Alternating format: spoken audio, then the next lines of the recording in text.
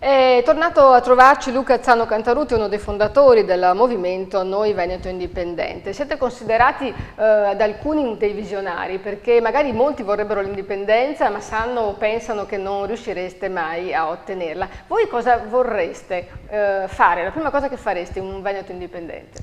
Beh, intanto non ci consideriamo dei visionari, vediamo che in tutta Europa, dalla Scozia alla Catalogna e prossimamente alle Fiandre e ai Paesi Baschi, c'è la volontà di poter decidere del proprio destino, quindi non è più un'Europa che, come è stata finora, un'Europa degli stati nazionali o peggio delle istituzioni finanziarie, ma un'Europa dei popoli. Quindi non ci consideriamo dei visionari, siamo certi che questa sia l'evoluzione naturale della storia.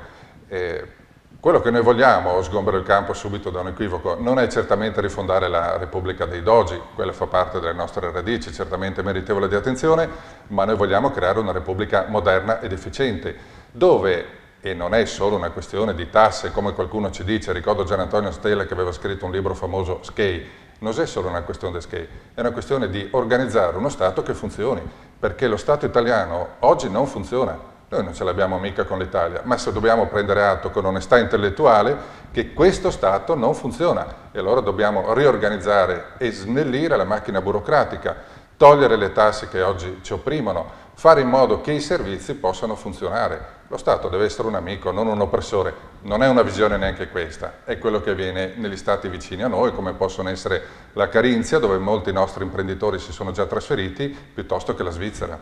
Grazie Luca Zano Cantarutti.